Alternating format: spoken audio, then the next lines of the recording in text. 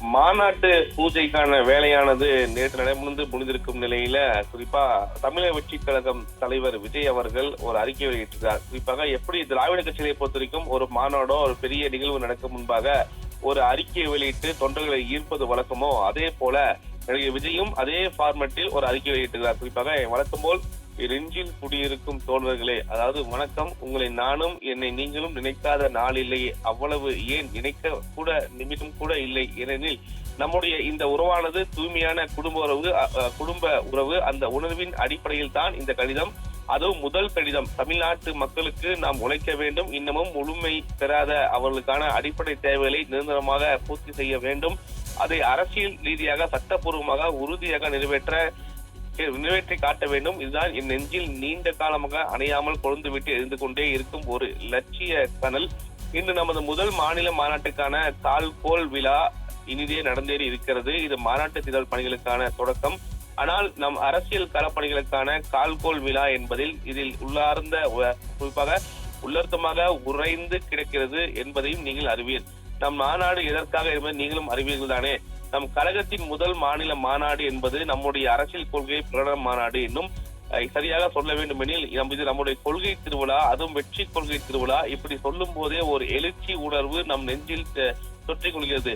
இது தன் தாய்மண்ணை நிஜமாக நேசிக்கும் அனைவருக்கும் இயல்பாக நிகழ்வதுதான். இந்த வேளையில் ஒன்றை நான் மற்றும் அழுத்தமாக சொல்ல வேண்டும் என விரும்புகிறேன். அதை நாம் எப்போதும் ஆழமாக மனதில் குறிப்பாக பதிய வைத்துக் கொள்ள வேண்டும். பொறுப்பான மனிதனைத்தான் குடும்பம் மதிக்கும், பொறுப்பான குடிமகனை தான் நாடு மதிக்கும், அதிலும் முன்னுதாரணமாக திகழும் மனிதனை தான் மக்கள் போற்றுவார்கள். ஆகவே நம் கழகத்தினர் மூன்றாகவும் இருக்க வேண்டும் என்பதே பெரும் விருப்பம். மாநாட்டுக்கான ஏற்பாடுகள் தொடங்கி மாநாட்டில் பங்கேற்பது வரை நம் கழகத்தின் ராணுவ கட்டுப்பாட்டுடன் இயங்குவர் என்பதை நம் நாடு மக்களும் உணர வேண்டும், நாம் உணர வைக்க வேண்டும்.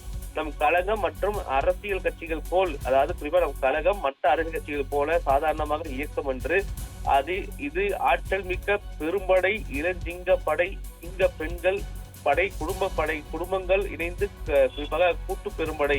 ஆகவே நம்மிடம் உற்சாகம் இருக்கலாம், கொண்டாட்டம் இருக்கலாம், குதூகலம் இருக்கலாம். ஆனால் படையணியினர் ஒரு இடத்தில் கூடினால் இந்த இடம் கட்டுப்பாடு மிக்கதாக மட்டுமில்லாமல் பக்குவம் இருந்தாகவும் இருக்க என்பதையும் நாம் நிரூபித்து காட்ட வேண்டும். இவர்களுக்கு அரசியல் என்றால் என்னவென்று தெரியுமா? மாநாடு என்றால் இவர்களுக்கு அரசியல் என்றால் என்னவென்று தெரியுமா? மாநாடு என்றால் என்னவென்று தெரியுமா? களத்தில் தொடர்ச்சியாக நின்று வென்று காட்ட இயலுமா? இப்படி ஏகப்பட்ட கேள்விகளை நம் மீது வீசுவதில் அதீத விருப்பம் கொண்டவர்களாக சிலர் இருக்கின்றனர். இந்த மாநாட்டை வெற்றிகரமாக நடத்தி காட்டும் போதுதான் அவர்களுக்கு புரியும், தமிழக வெற்றிக் கழகம் ஏதோ பேருக்கு அரசியலுக்கு வந்த கட்சி என்று. வீறு கொண்டு எழுந்து அரசியல் களத்தில் வெற்றி காண போகின்ற கட்சி என்பதை நாம் எடை போடுவோருக்கு இனிமேல் புரிந்து கொள்வர். மக்கள் இயக்கமாக இருந்த நாம் மக்களோடு மக்களாக நின்று களமாடி அரசியல் உரிமைகளை வெற்றெடுக்க போகும் இயக்கமாக மாறிவிட்டோம். அரசியல் கள பணிகள் வேறு, அதற்கான நடைமுறைகள் வேறு. அரசியல் களத்தில் வேகமாக இருப்பது எவ்வளவு முக்கியமோ அதைவிட முக்கியம் விவேகமாக இருப்பது போதும். குறிப்பாக யதார்த்தமாக இருப்பதை விட எச்சரிக்கையுடன் களமாடுவது இன்னும் அவசியம்.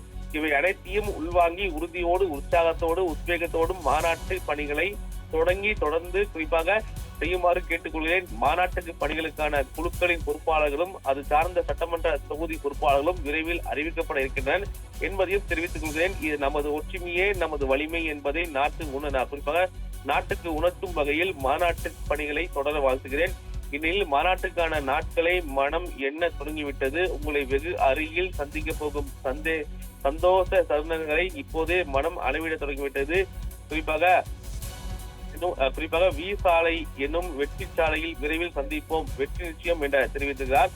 அதாவது இதை மிக முக்கியமான வரிகளை நாம் பார்க்க வேண்டும் என்றால், இவருக்கு அரசியல் என்றால் என்னவென்று தெரியுமா? மாநாடு என்றால் என்னவென்று தெரியுமா? களத்தில் தொடர்ச்சியாக நின்று வென்று காட்ட இயலுமா? இப்படி ஏகப்பட்ட கேள்விகளை நம் மீது வீசுவதில் அதீத விருப்பம் கொண்டவர்கள் சிலர் இருக்கின்றனர் என்பதை மிக முக்கியமாக தெரியும். அந்த அடிப்படையில் மாநாட்டை வெற்றி பெற்று காட்ட வேண்டும் என்ற லட்சிய முழக்கத்தோடு இந்த அறிக்கையை விஜய் வெளியிட்டிருக்கிறது மிக முக்கிய ஒன்றாக பார்க்கப்படுகிறது. குறிப்பாக முன்பே தெரிவித்திருந்தால், வீறு கொண்டு இந்த மாநாட்டை வெற்றிகரமாக நடத்தி காட்டும் போதுதான் அவர்களுக்கு புரியும், தமிழக வெற்றி கழகம் ஏதோ பேருக்கு அரசியல் வந்த கட்சி என்று. வீறு கொண்டு எழுந்து அரசியலத்தில் வெற்றி காண போகின்ற கட்சி என்பதை நம்மை எடை போடுவதற்கு இனிமேல் புரிந்து கொள்வோம் என்ற அழுத்தமாக இந்த அறிக்கையை வெளியிட்டிருப்பது மிக முக்கியமானது. மாநாட்டுக்கு முன்பாக தொண்டர்கள் இந்த அறிக்கை வெளியிட்டிருப்பது மீண்டும் தொண்டர்களை உற்சாகப்படுத்தும் வகையில் இந்த அறிக்கை இருக்கும் என்பதே மிக முக்கிய ஒன்றாக பார்க்கப்படுகிறது.